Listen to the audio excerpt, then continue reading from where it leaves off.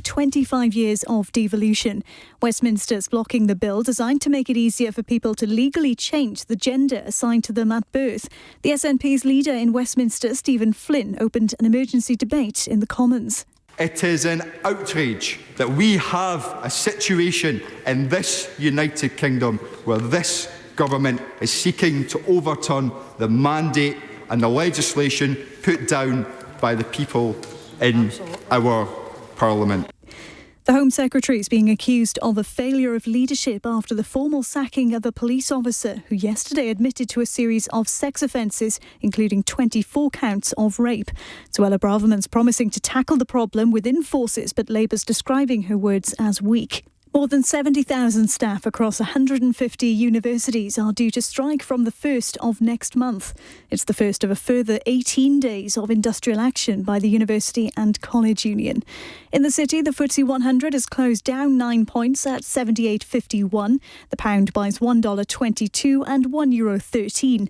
LBC weather: heavy sleet and snow showers for Northern Ireland, parts of Wales and Western England. A low of -4. Further wintry showers tomorrow, some snow for North East England and a high of 6 Celsius. From Global's newsroom for LBC, I'm Charlotte Morgan. This is LBC from Global, leading Britain's conversation. Cross Question with Iain Dale. Hello, a very good evening and welcome to Tuesday's Cross Question here on LBC.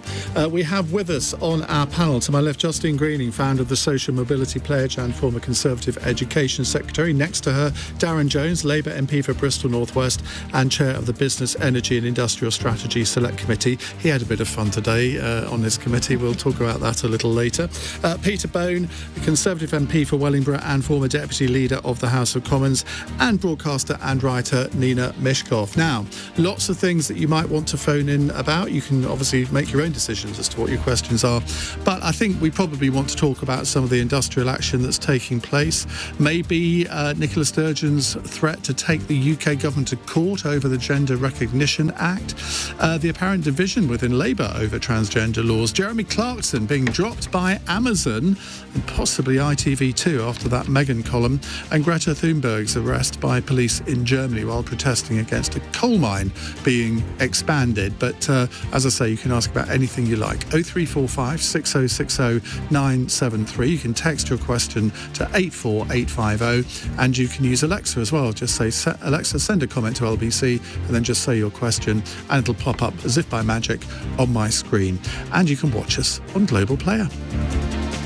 Call 0345 6060 973. Tweet at LBC. Text 84850. Cross Question with Iain Dale. This is LBC.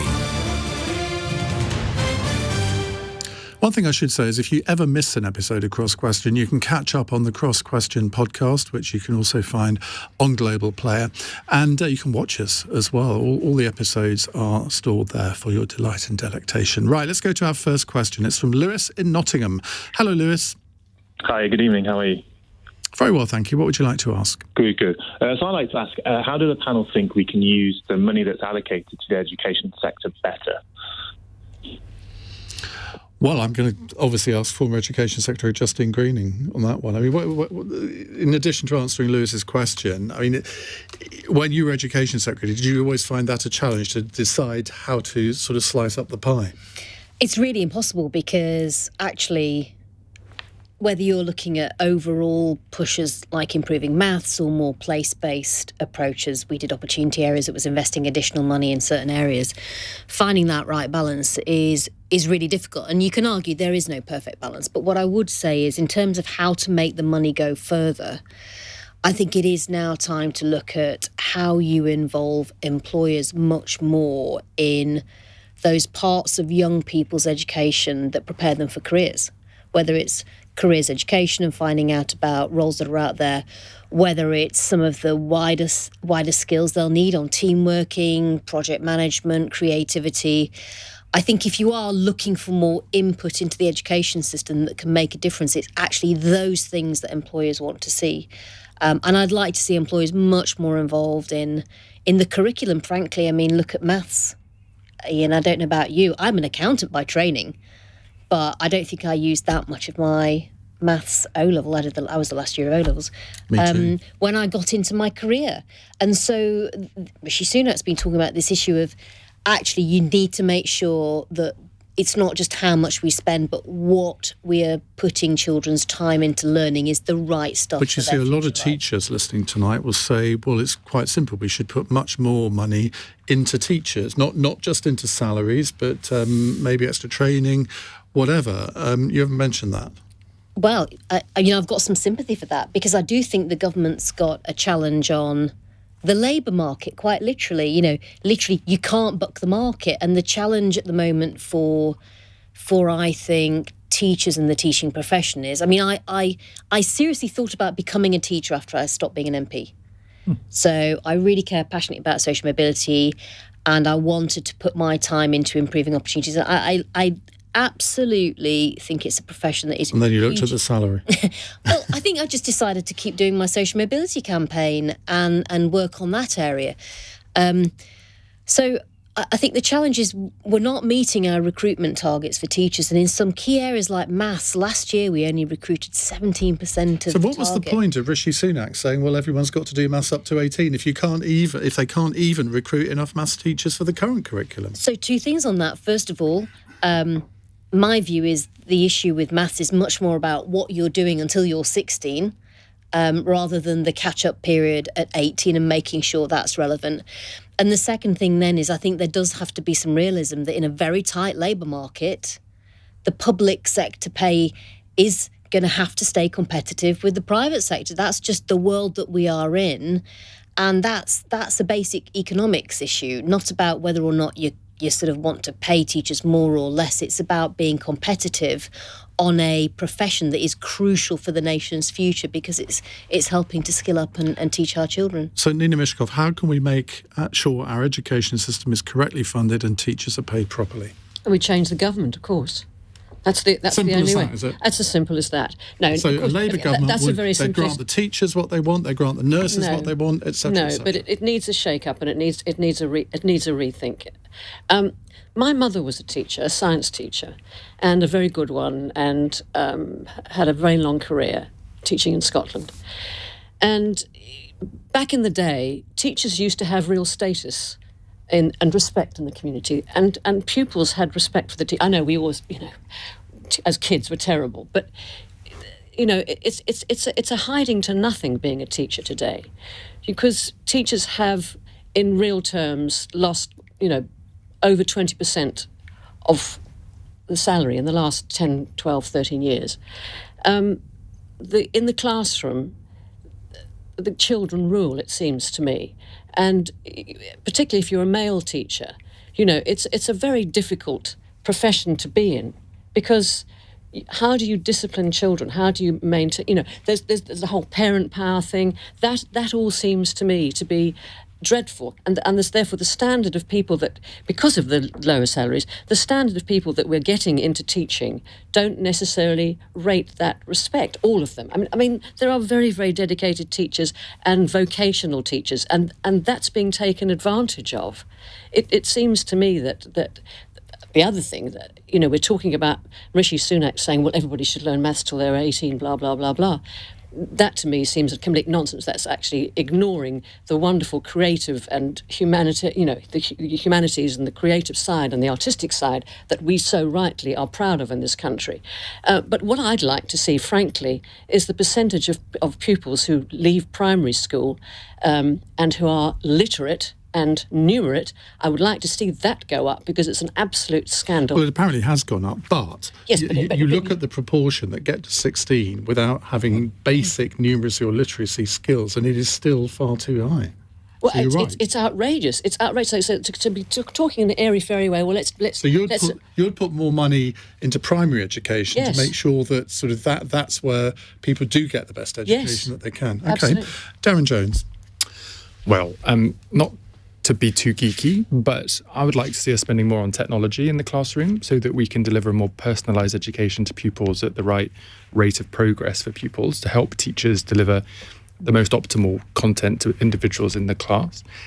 But actually, there's a broader point, I think, to the question that was raised that we don't talk enough about, which is the education of adults. it's not just about children in school. There's a huge amount of work to be done about lifelong training and skills in the workplace. I think it's a huge part of our economic problems in this country. And when you compare how much we spend on, I think they call it active labour market policies at the OECD, I think we spend about 5% of GDP, and the average is something like 20. I just tried to recall those off the top of my head, but I think that's about right. Can't be 20. No, well, it was much higher than we were. Look, we did this on the committee a few weeks ago, and forgive me, I can't quite recall them, but it was about that difference. And so I think, we should be looking much more about how we support people when they're in work, having to learn new skills as the economy changes, as people's jobs change, more about technology again, more about data. You're seeing how the economy is changing in the UK, whether it's in manufacturing or services. And I'd like to see the government playing with business more of a role in helping our adults to continue to have lifelong learning as well. But isn't Nina right that it needs to be done at the other end? If you get primary education right, everything flows from that. Oh yeah, absolutely. I mean, Justine will know probably better than I will, but the data shows that early years, preschool plus primary school investment is really, really important in terms of reducing the inequality gap of outcomes in children across the country. And if you can help every young person when they get older to fulfil their potential more fully, I think that would be a good thing for the economy. Peter Bone. Well, like Justine, I'm an accountant. I went to a comprehensive... No one's perfect, Peter. I actually do think it's a very noble profession. I almost as noble as being a member of Parliament. Went to comprehensive school, then I changed to a grammar school. Got A-levels, didn't go on to university. I effectively did job training, chartered accountant. And back in the major years, I know how long ago was that, I was campaigning for this. When you get to 16, there's a lot of children that don't want to do exams and don't want to be in classrooms, but are very happy to go and do work and learn and get certificates and move on. And my company at that time, we did a lot of work on that. But I'm not sure that's really ever moved on. We've gone on this idea that everybody needs to go on to university. So the one thing I do is look much more at the vocational training. I think it really, really happened. And some of my people that did the basic thing went on to be civil servants or managing directors of companies. It wasn't that they weren't bright, it's just that they didn't want to be in a classroom and do exams. What about the teachers' dispute? Because part of the question was, how do you make sure teachers are paid properly? Teachers' pay in real terms has gone down over the last few years, like a lot of different sectors. Do you think teachers are paid adequately at the moment? Well, first of all, I disagree with Nina. I think teachers still have a lot of respect. Members of my family are teachers, and I think they're respected, and they do a job which they want to do. It's a vocational job, and they need to be paid properly. But you came against the same problem, Ian, that every public sector wants more money because of the economic situation we're on with inflation. And how you deal with that is a problem that the government's got to tackle, because you can't say, well, I'm going to give all this money to the teachers, and then say, well, what about the nurses? What about the doctors? It's really difficult. And I think what they have to do is try and strike a fair balance. But I actually do think that teachers are extremely important. I still think they're very valued in society. But they're being offered 5%. They want 12%. There's going to have to be a compromise, isn't there? Of course. And that's what will happen. And, every strike shouldn't happen because the employers and the unions should compromise. But what happens? They don't. And then in the end, they have to. It always seems to me a complete Justine, waste when you're of time. Education Secretary, did you experience this, sort of having to have these kind of battles with the teaching unions, who I think probably in those days were rather more radical than they seem to be now?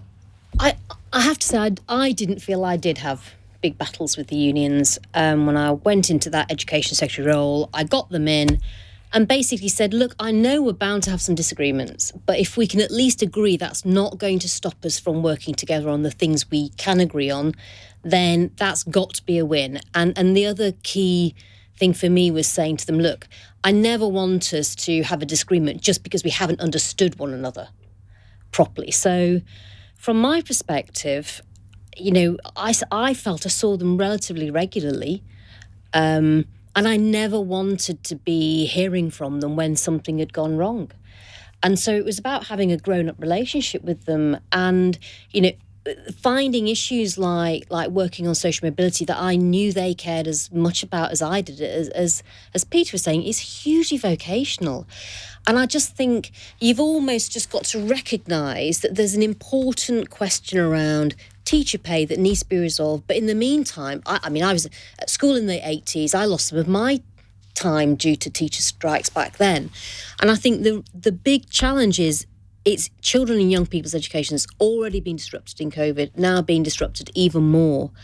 And the sooner we can find a resolution to this, and I think it will have to be some kind of compromise, the better, because we can't afford any more lost education. Right, we'll move on to another subject in just a moment. 0345 6060 973 is the number you need to call if you'd like to put a question to our panel. It is 16 minutes past 8. This is LBC.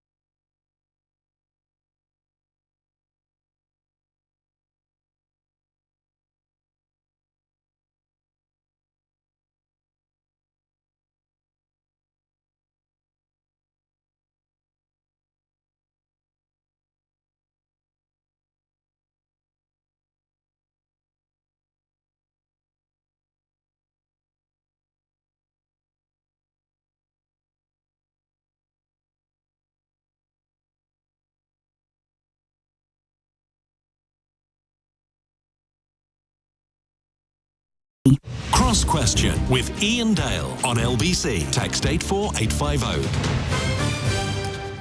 Let me reintroduce you to my panel. Justine Greening, former Education Secretary, founder of the Social Mobility Pledge. I'll ask you a bit about that in a second. Darren Jones, Labour MP for Bristol North West and chairman of the chair, I should say, I suppose, of the... That previews our 8 o'clock hour in our use of language. Chair of the Business, Energy and Industrial Strategy Select Committee. Peter Bone, Conservative MP for Wellingborough and former Deputy Leader of the House of Commons. Now, that was a relatively brief stint you had in that job, Peter. Did you enjoy it? Yeah, because the only job I would have taken, which was to try and get government to work properly with Parliament. And I went round all the different ministries pointing out what they should be doing, and we just got that ball rolling when somebody realised I was still Deputy Leader of the House and decided let's abolish the role. I think they'd forgotten I was there. It doesn't exist anymore. No, so I wasn't sacked, they just got rid of the role. Made redundant. And Nina Myskow is here, broadcaster and writer. Right, our next question is a text question from Nick, who says, Royal Mail, I think, is a critical part of national infrastructure. The fact that many homes only get mail every 2 days and often even less is a huge cause for concern. Is now the time to discuss renationalising it and investing in this service and its staff? Well, before we go to the panel, here's a little bit of Darren Jones grilling the Royal Mail boss Simon Thompson today about a poster which Royal Mail employees are being told to read at the start of their shift about the company's priorities. Letters are ranked number 4 in the priority list, and only half of them. So you're unilaterally only delivering on 50% of your USO, aren't you, Mr. Thompson? I'm actually aware of that particular correspondence, which was done in one delivery office, and it was dealt with, and it was a local action. This isn't true. Who wrote this poster, Mr. Thompson? That is absolutely not our policy. Well, it's It's on a Royal Mail poster that your workers are being asked to read when they go to work. If that's not Royal Mail policy, how else do you communicate Royal Mail policy? That is absolutely not our policy. I would remind you, Mr. Thompson, that misleading Parliament is not something that we appreciate here on the committee. Oh, get him. Smack legs. I watched a bit of that committee hearing because we often talk to Dave Ward, the CWU leader, on my programme. And of all of the people on strike at the moment, I must say I have most sympathy with the post office workers. And you heard why from his performance in that committee today. Yes, I try not to get too irate with our witnesses, but if you're appearing before a Parliamentary Select Committee, you're there to answer questions.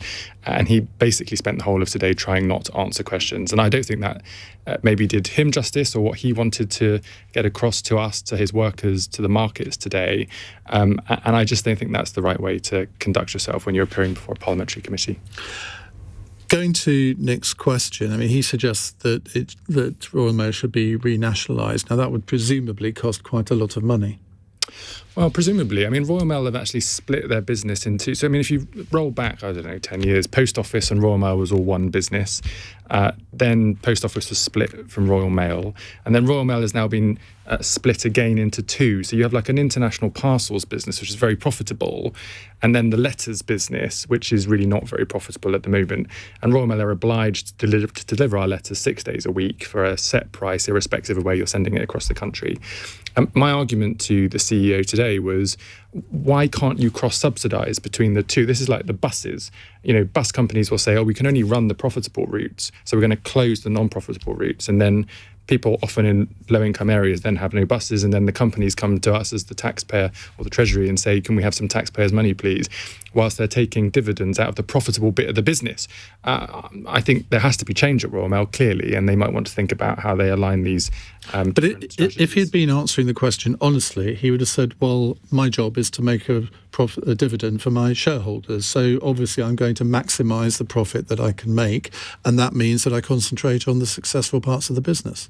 Yeah, well, he should have said that. Yeah. I mean, I asked him today how his bonus is calculated because they actually just changed the rules. I mean, 2 years ago, it was based on service level delivery and performance. Are you getting the letters delivered? Are you getting the parcels delivered? And Royal Mail, the board, changed it purely to be based, as I understand it, on how much dividends you give to shareholders. And so when Royal Mail dished out hundreds of millions of pounds in a special dividend last year, which led to a £140,000 cash bonus for the CEO, it makes you question, well, shouldn't that money have actually gone back into the business? Were you doing that really because you're incentivized to do that for your own personal gain? Isn't the fact of the matter that the Royal Mail management are fattening up the business or thinning out the business, ready for a sale to a private equity company? So there are private equity companies circling around the profitable bits of Royal Mail. Royal Mail have also been trying to persuade ministers to change the legal obligations around letter delivery. So you might only get letters in the afternoon 2 or 3 days a week. And some private companies are starting to increase the amount of ownership that they have. But of course, this is a national piece of national infrastructure. If you can't get your letters from your GP or your hospital, if you can't get information from the HMRC or the government or whatever it might be, then there are going to be problems there. We can't just allow Royal Mail to be fattened up, broken down, sold off to the highest bidder, because we'll lose a key bit of the national infrastructure in doing that. Peter Bone, is your constituency mailbag full of complaints on this subject? No, it's not, but doesn't it show the benefit of a select committee? You can get people in there, you can grill them, and you can get to the truth. They have parliamentary privilege, so they can say what they actually believe. And I have a lot of time for our postmen and postwomen. And the one thing the government should not do is back down on this universal. You have to do it Monday to Saturday. Isn't that outmoded though? No, I don't think it is. And it's not the case in some other countries. No, but I think they've got this benefit of being Royal Mail. That's the what you have to do in exchange for that. And actually, to be fair, during COVID, it was really well run. You remember those little letter boxes? If you put your test in or whatever, it will be delivered the next day and all that. But we need a service where it comes every day. I'm beginning to think, where I live, it seems to nothing comes one day, and I get an awful lot So I'm just wondering what's going on there. And the government's got to look at that, because if they're not doing what they're supposed to do, we have to come down on them. I mean, I'm absolutely against nationalisation, because I think it'll probably get worse. But I think what you have to do is say, no, we're not going to change what you're required to do, but you've got to do it. I mean, Justine, you were in government when Royal Mail was privatised. Vince Cable was behind that, and the ostensible reason was to attract more private sector investment into the system. Now, I don't know if that's happened or not, but something at the moment is clearly not working. Well, it feels to me like there's been investment in some bits of it, but in the end, as Darren is saying, that hasn't strengthened the whole of it, which I think really would have been the whole point of doing the privatisation. But I think the other lesson from all of this is that in the end, when you have public services, actually, whoever runs them, they're accountable. And so I think... Is there an off-post? It's Ofcom, actually. Ofcom can control it. So I think that the challenge for... Great people at Ofcom, obviously. They're not bad, actually, compared to other regulators. Obviously, we're regulated by... Well, they've got a tough job, I was about to say. So I think there's a challenge for how the Royal Mail continues to invest, whether it needs to come back to some of its pricing. I mean, frankly, I was listening to the debate we're having, and I thought to myself, I'd be quite happy to, for me, if I could pay a smaller amount and just have a weekly... I could post something and it gets in the next 7 days, whenever it's convenient, but like with a, so something probably even less fast than second class.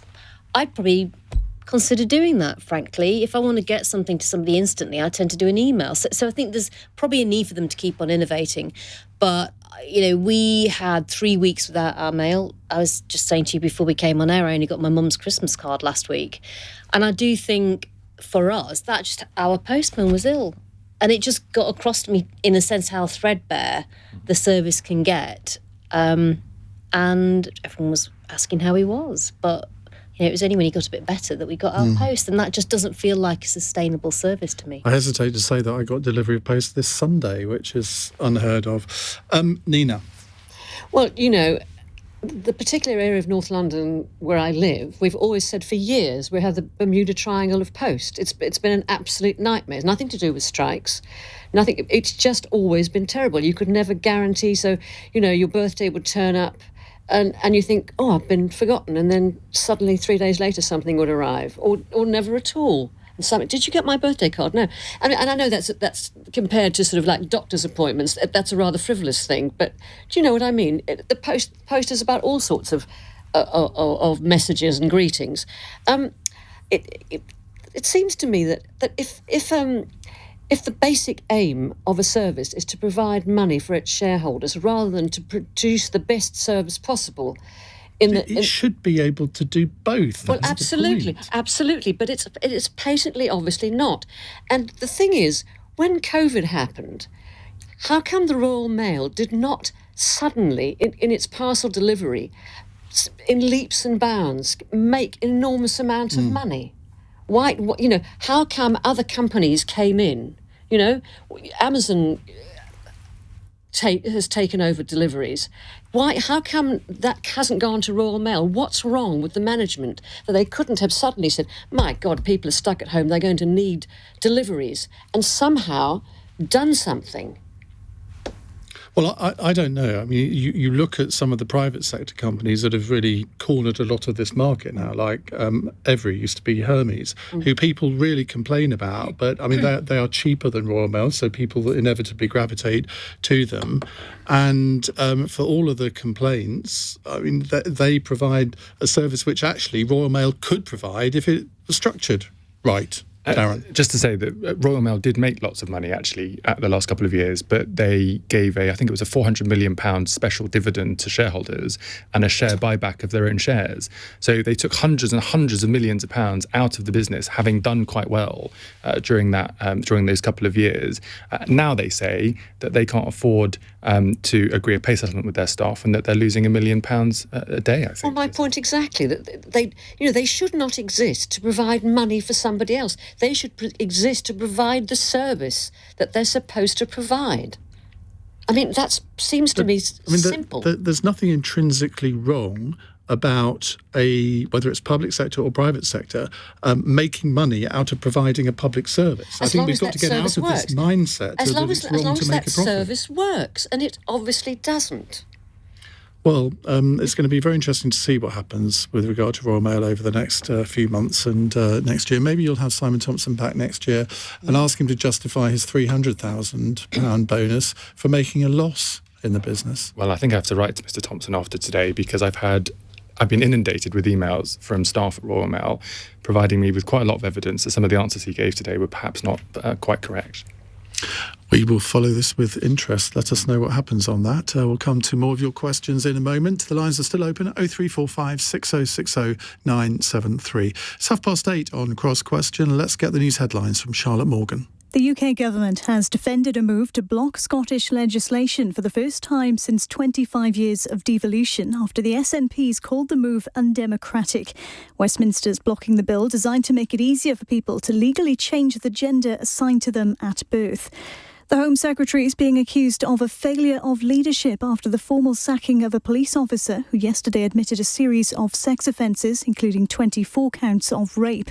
Suella Braverman's promising to tackle the problem within forces. Labour's describing her words as weak. And more than 70,000 staff across 150 universities are due to strike from the 1st of next month. It's the first of a further 18 days of industrial action by the University and College Union. LBC weather: heavy sleet and snow showers for Northern Ireland, parts of Wales and Western England, lows of -4. Some snow for North East England tomorrow with highs of 6 Celsius. This is LBC.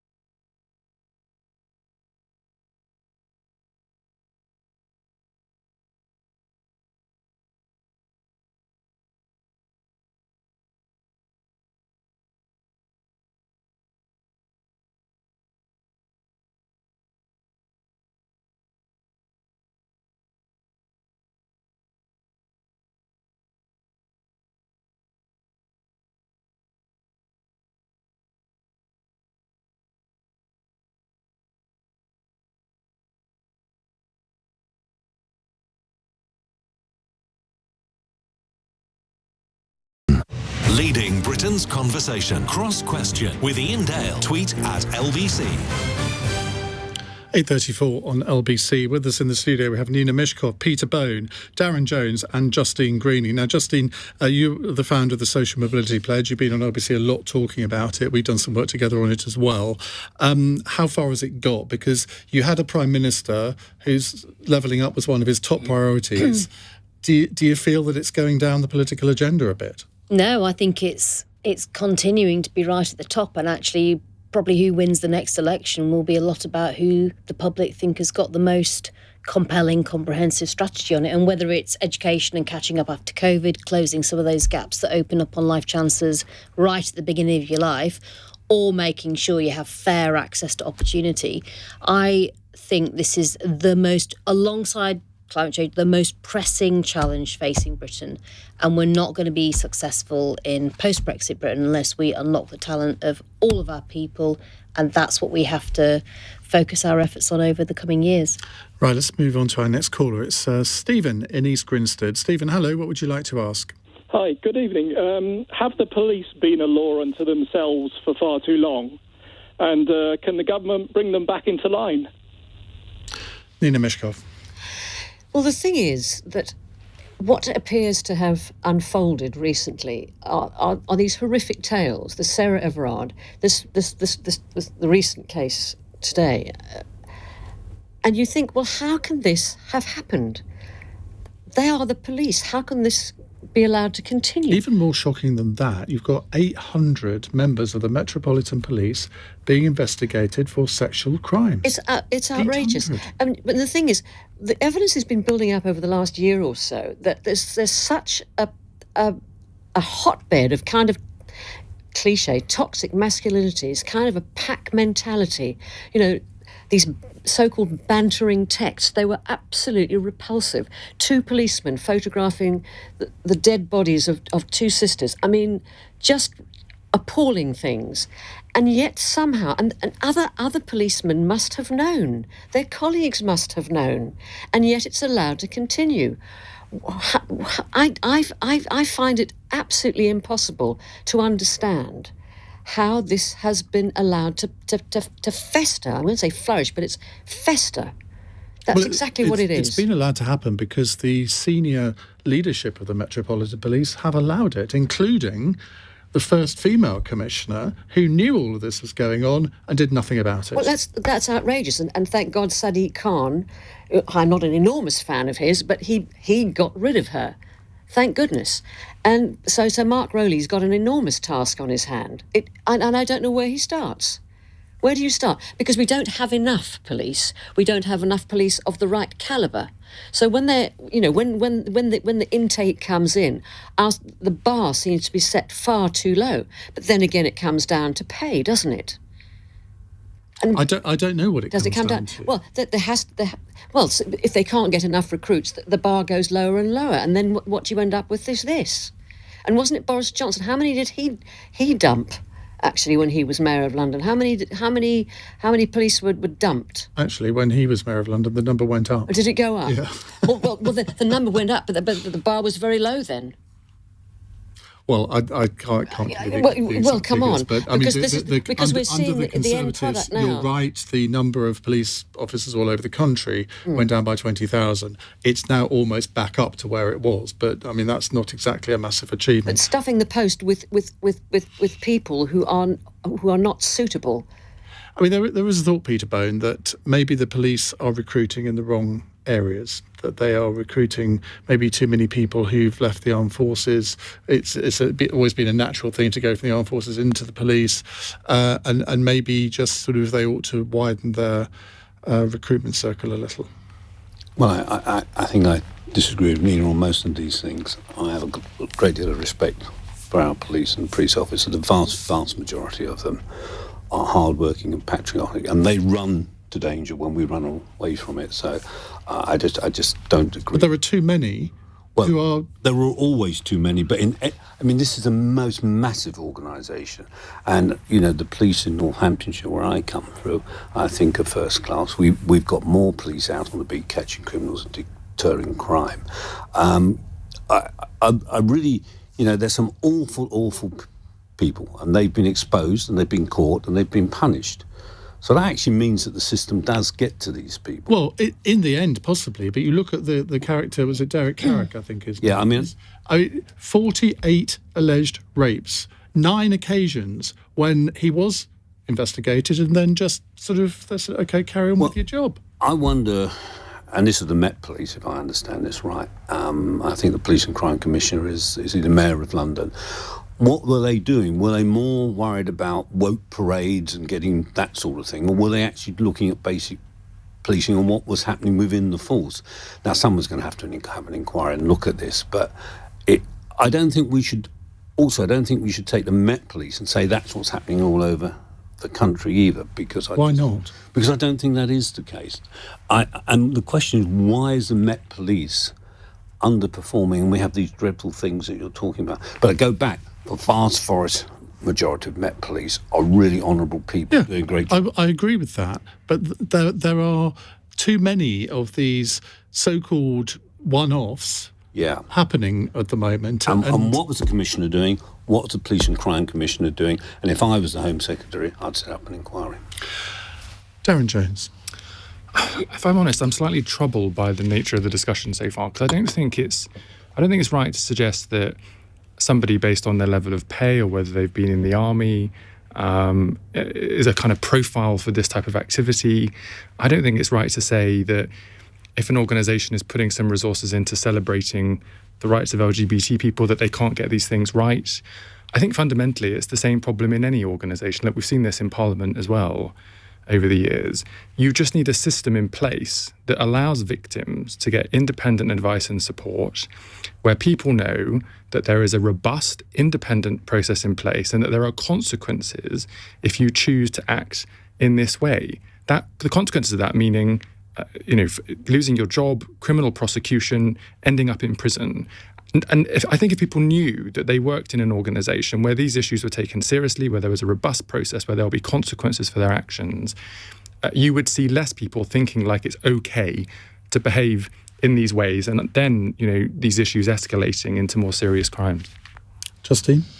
Well, I tend to agree with a lot of that, and I think the concern for me as a woman in London is that it's the police that you want to feel are keeping you safe. And yet I have to say, the fact that it might even cross your mind about going somewhere with a police officer, I never thought that would be something that would pop into my mind. And yet that's exactly what happened with Sarah Everard. So the very people that you are able apparently to trust have been too often the people who it feels it's not just that you can't, it's just that you shouldn't. It's worse than that. And so I hugely respect the police as well. And I think one of the biggest tragedies of this for me is how destabilising this must be for the wider Met, which is full of thousands of people who tirelessly keep our streets safe. But it is absolutely crucial for that rotten group that's in the Met that they are absolutely cleared out. And I've got a lot of respect for Sir Mark Rowley, actually. I think there's been a lot of chopping and changing, it feels, in the Met. It feels like it's slightly lurched from one crisis to the next over a number of years, and we now need to allow them to get a grip. I'm all for a review looking at some of the details around this, but I personally would like to see more action faster in relation to what we can do in the meantime on disciplinary proceedings and making sure that the public have some trust that if there is a certain level of evidence that a particular officer might be, sorry, I keep hitting my paper here, making a noise, but if there's a certain amount of evidence against a particular officer, that actually they shouldn't be out on the beat. And I think the thing that really staggered me was that Derek Carrick was only removed from his role now, today. I couldn't believe And that. it's been paid in full up to now. If you were able to take some early decisions on at least having the public have some level of trust in the police, whilst you got to the more fundamental solutions on how to deal with this, the processes and all of that, I think that would be, for me, a sensible approach to take. Robert in Norwich says, Iain, that was a slur on ex-forces people joining the police. I'm surprised at you. Do you have evidence that ex-forces are more prone to misbehaviour than civilians?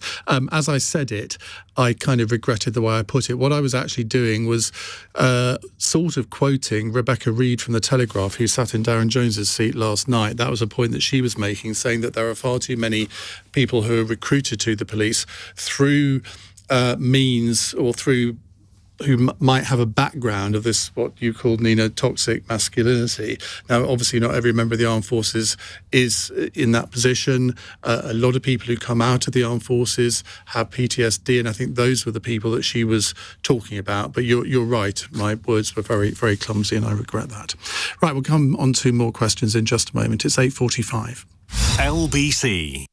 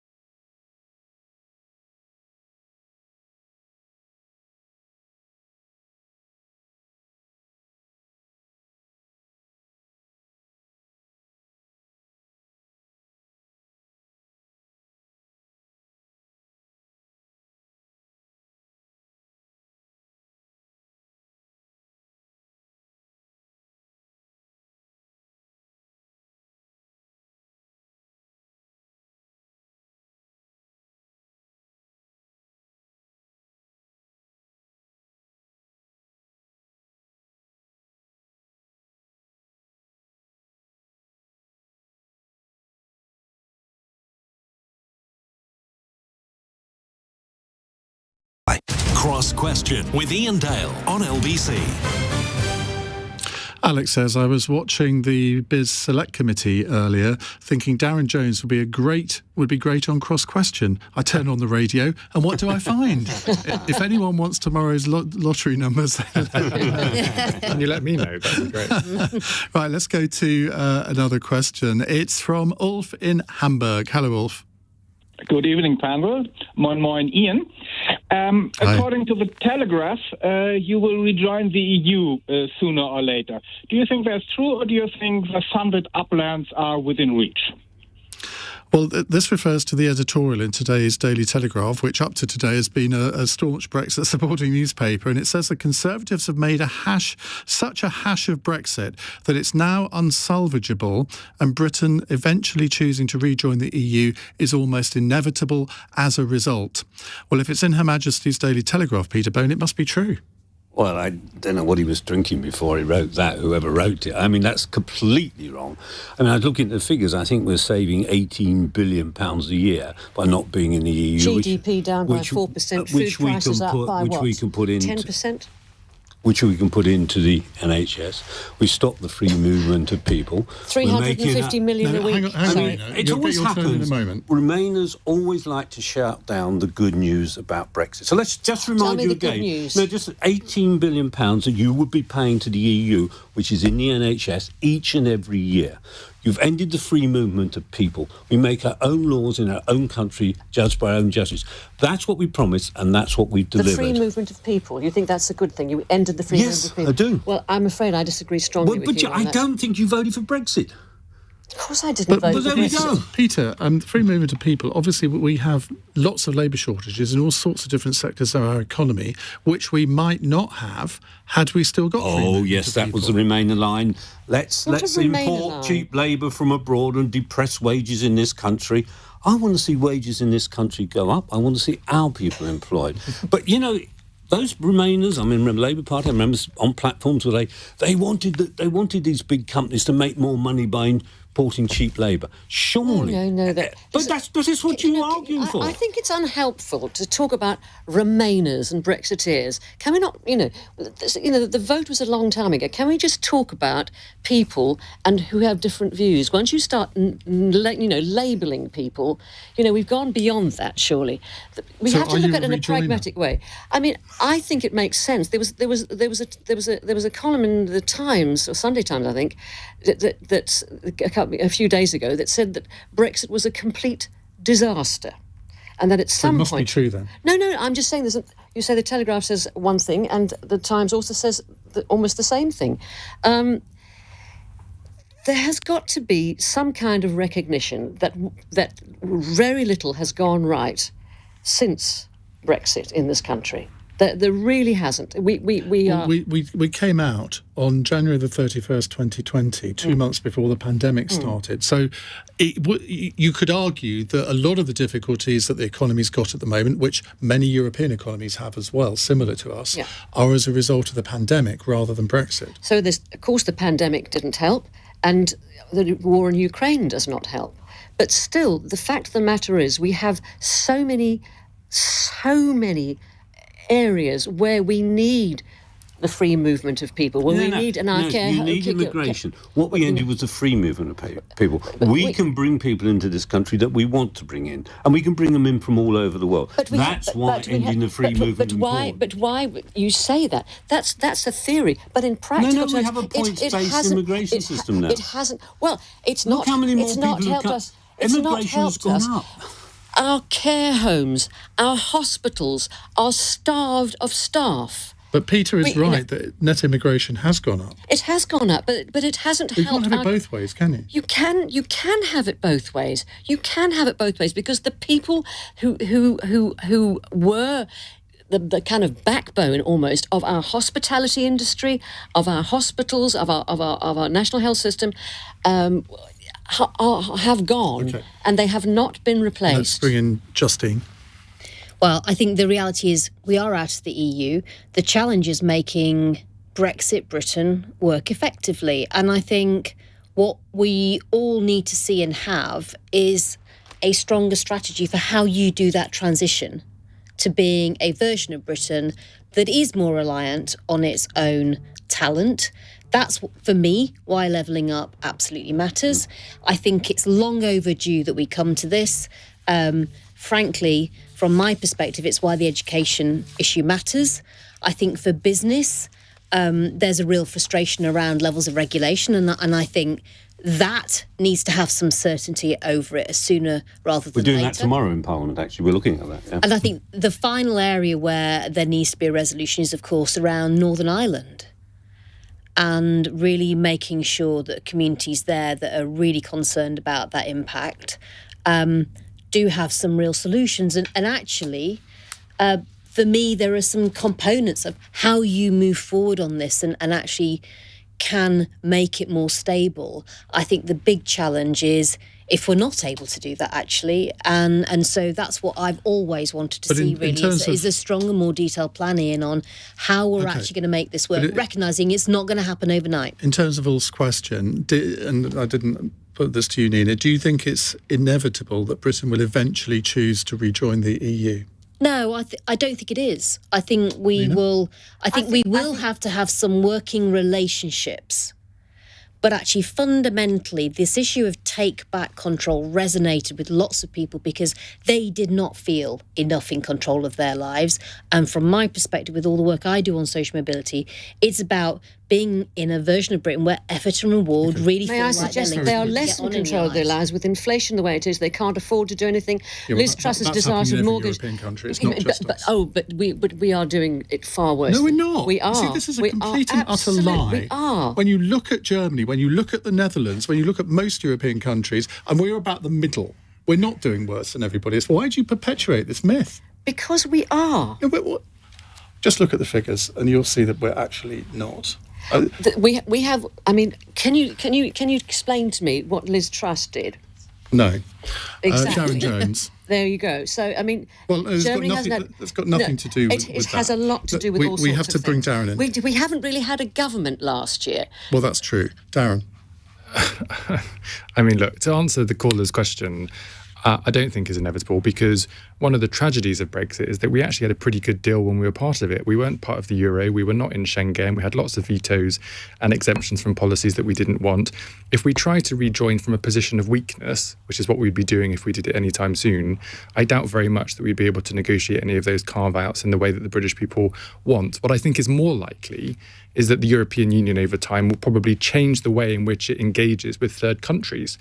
And there may be new ways, I think Macron calls them concentric political circles or something. It's probably a poor translation. But I think there'll be new ways for third countries to engage with the EU on the basis that we want to do so. I think that's more likely. Right. I need a 30-second answer on this question from Chris in Brecon.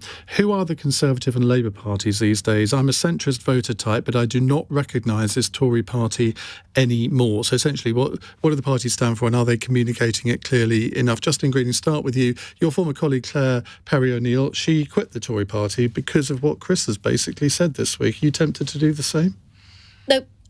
I think I've certainly always been clear what I think the Tory party stands for, and that is equality of opportunity built on the basis of a strong economy and well-managed public finances, and that's what I want to see a Conservative government do. And I think the further away, in a sense, it gets from delivering on those objectives for very different reasons, the less chance it has of getting elected.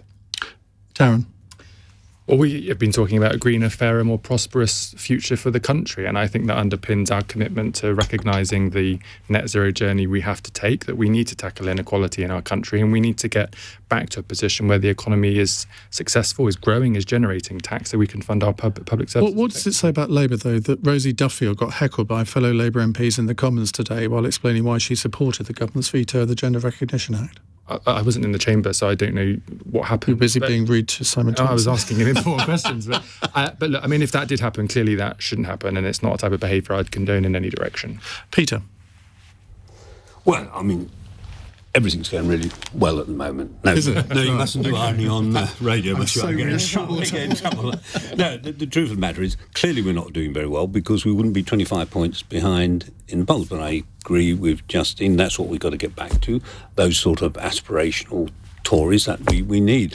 We were many, many years ago on the same course when we were first put through as Conservative MPs. And I don't think our views on what the Conservative Party should be doing, but we've gone off from that, and there is our supporters are saying, well, actually, you're actually taxing record amounts of money. That's the sort. We've got to go back to being what Conservatives are, and everybody knows, of course, Labour will make a complete mess of the economy. But if they're saying we're making a mess of the economy, you might as well let the other side of it. Nina thinks they should be given the opportunity. Well, they should be given the opportunity, although I haven't voted Labour since the Iraq War. I find it astonishing that people can still talk about the Conservative Party and sound fiscal policy in the same sentence without sniggering. I mean, the Conservatives have crashed the economy, basically. We have no money. Inflation is extraordinary. And what this government has done, you were sitting there sniggering, but in fact... I'm not trying to interrupt. I'm trying to behave. No, well, fair enough. But, the country actually is crying out. We're on our knees, and 13 years are far too long. That's it. OK. Very brief final fun question from Tom in Leeds. One-word answers from you all, please. With the Ineos owner now trying to buy Manchester United just because he's a fan and he can afford it, what national institution would you buy if you could? Who wants to kick off? Ooh. While the others rapidly try to think of something. I'm just, my instant reaction is I'm going for the Royal Gardens at Kew to make sure they're protected for forever and a day. How very British. They do brilliant stuff. Darren, you're looking a bit doubtful. I'm normally quite quick. I don't know if I'm getting older. Royal Mail? Royal Mail, there you are. For our posters, I would buy it on their behalf. Nina? Thank you for helping me. Oh, they're already not. I mean, any museum I'd be happy with. Peter? I would like Spurs, perhaps, like West Ham. In that case, I'll go for Rotherham You're welcome United. to Spurs. Thank you very much to all of you. Darren Jones, Justine Greening, Peter Bone and Nina Myskow. We'll have another cross question for you tomorrow. Coming up in the next hour, we're going to talk about the fact that the Home Office civil servants are being told not to use the word mate or the word homosexual as part of a presentation on gendered language.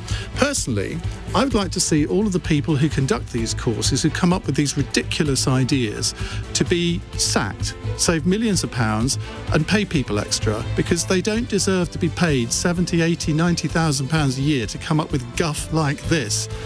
Or do they? Or do we all need to be told how we should speak, what words we're allowed to use or not? Aren't we intelligent enough to work it out for ourselves?